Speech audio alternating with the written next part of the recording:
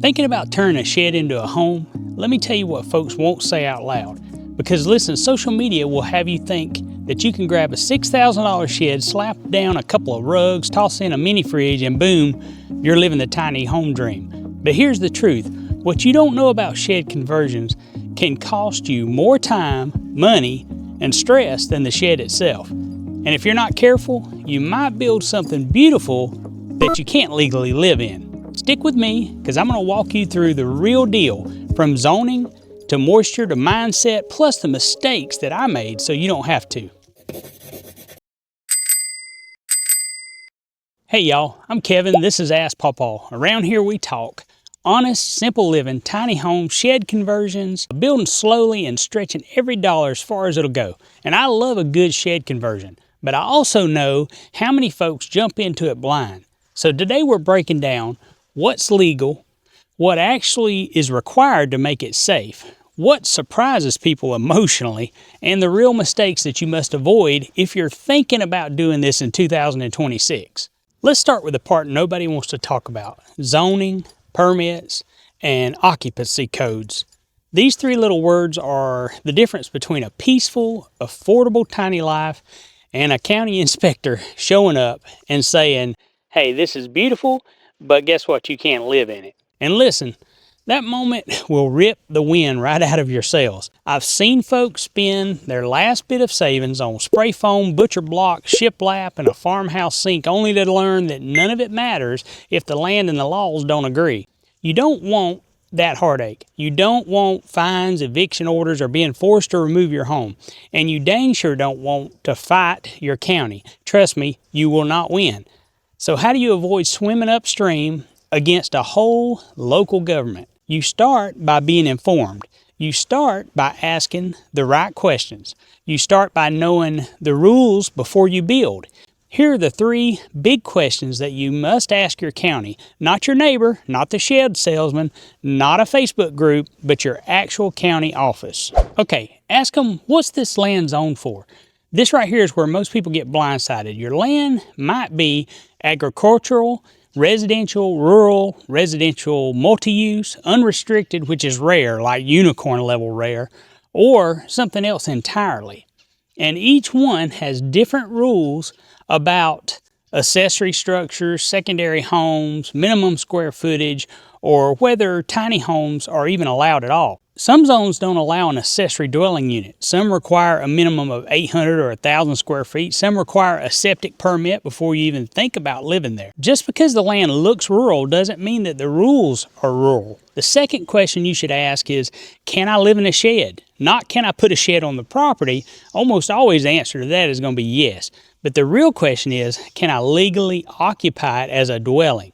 Those two questions are worlds apart. A lot of counties will say, sure, you can have a shed.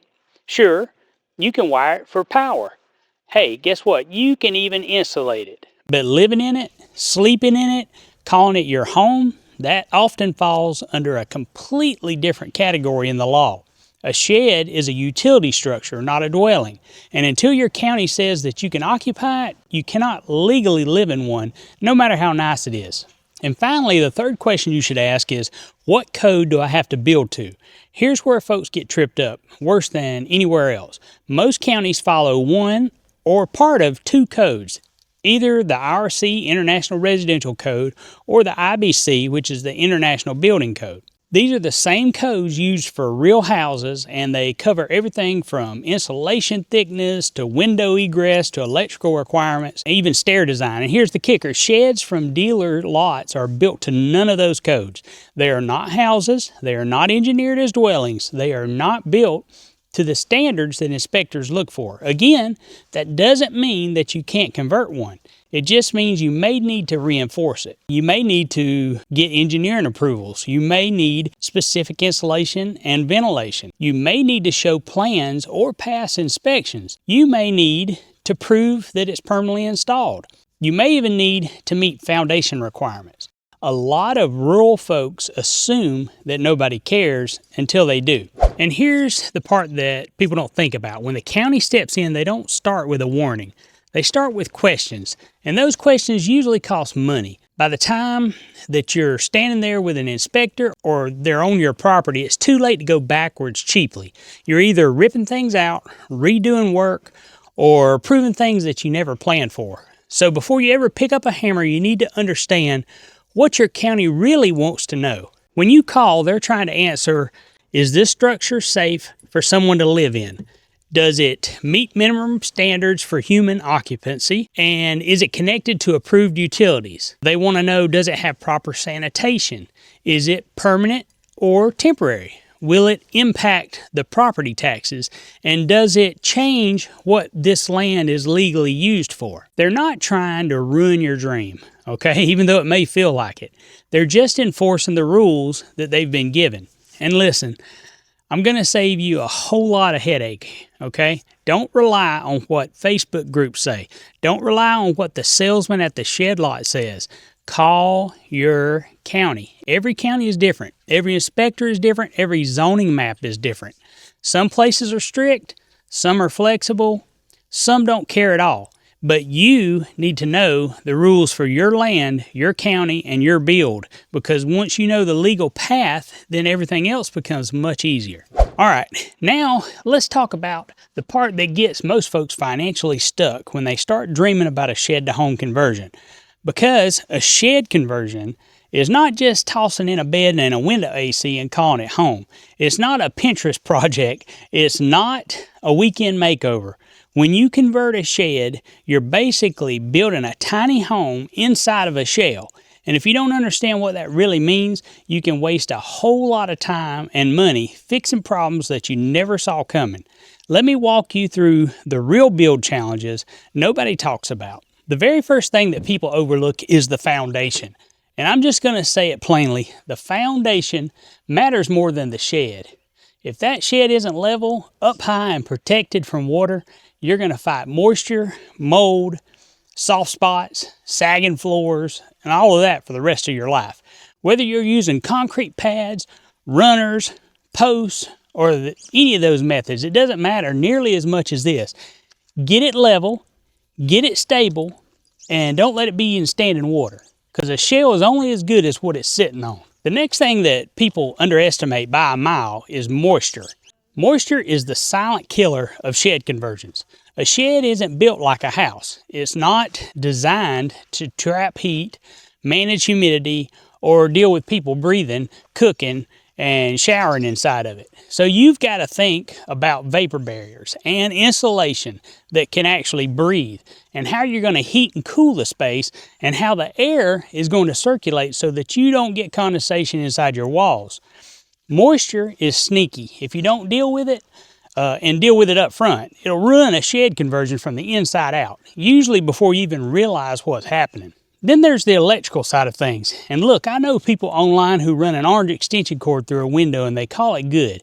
But if you're actually planning to live in this thing, you need to do it right. You'll need a real electrical panel with real breakers, proper outlets, and the right protection. You need the right wire for the load that you're pulling, and you need to know what your county and your power company is going to expect when it comes to inspections. And if you're going off grid, you have to size your solar system for real daily usage, not some cute TikTok setup with fairy lights and a dorm fridge. Real life takes real power. And finally, not all sheds are meant to be homes. Some sheds are built with thin studs, particle board floors, minimal roof systems that aren't strong enough to hold the insulation that you need for actual living conditions. Now, you can reinforce a lot of that, but you need to know what you're starting with before you spend a single dollar on making it pretty. Sometimes folks buy a cheap shed thinking that they got a deal, but by the time they fix everything, they're wrong. They could have started with a better shell or even framed something themselves for the same money. So before you even swing a hammer, you got to be brutally honest with yourself. Am I starting with something that is solid, or am I trying to force a storage shed to become a house? Because here's the truth. Nobody warns you about, even if you get the structure right, the real challenge is everything that you can't see on a blueprint. And that brings us to the part nobody prepares you for.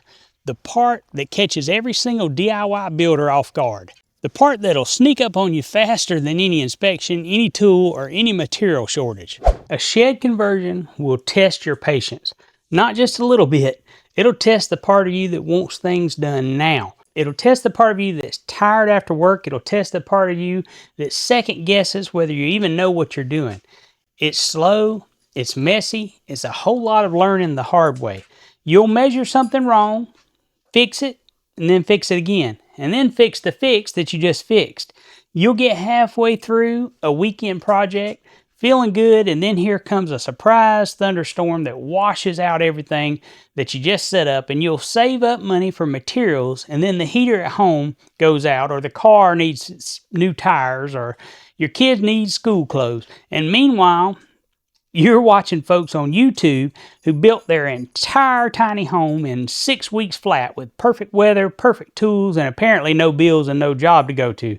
But here's the honest truth. Real people don't build that way. Real people build tiny and they build slow because they're building with their paycheck. And that's not something to be embarrassed about. That's something to be proud of. Slow doesn't mean failing. Slow means debt-free. Slow means intentional. Slow means that you're building a home that you can actually afford to live in once it's finished.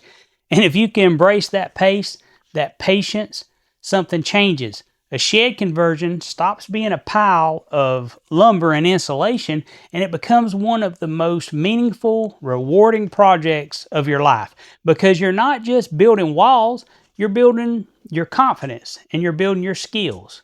Okay, and guess what? You're building a future that you didn't think was possible. And speaking of that, I learned all of this the hard way. Let me tell you what building taught me. When I first stepped into this shed-to-home world, I'll be honest, I didn't know half of what I know now. I thought, hey, it's just a shed. We're halfway there already, right? Because the shell's built. I really believed that, but I learned real quick that a shed is just the starting line, not the finish. I remember standing out there with a hammer in one hand and YouTube on my phone in the other, trying to figure out why something that looked so simple online was taking me 3 weekends instead of 3 hours. I underestimated things like moisture control. I thought insulation was insulation. I didn't realize how much a good foundation mattered until I saw what a bad one could do. And don't even get me started on the electrical planning. I mean, come on. Let's just say I learned a whole lot before I was ready to touch a single wire. But the biggest lesson, it wasn't the building, it wasn't the tools, it wasn't the materials, it was the emotional side. The patience that it requires, the humility, the learning curve, the do it again and then do it till you get it right moments. There were days I felt proud as I could be, and days I felt like I ruined everything I touched. Days I couldn't wait to get outside and build, and then days that I drove home thinking, what on earth am I doing? But here's the thing.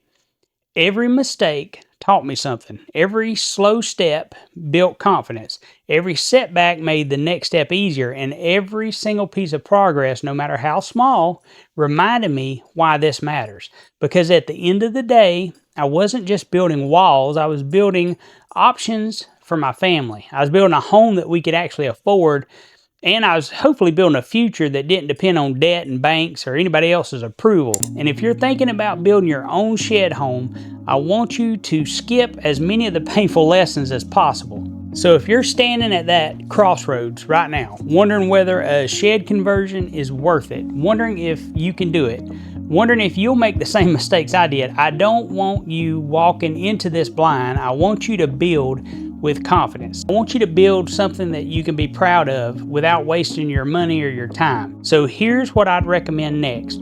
Watch the video where I break down my biggest regrets, the stuff I wish someone had sat me down and told me before we ever swung a hammer. And when you're done with that one, go watch the video about the things that we did right, the smart choices, the wins, the surprises that made our shed one of the best financial decisions we've ever made.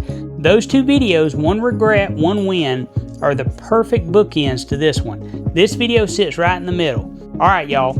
I'll see you on the next one.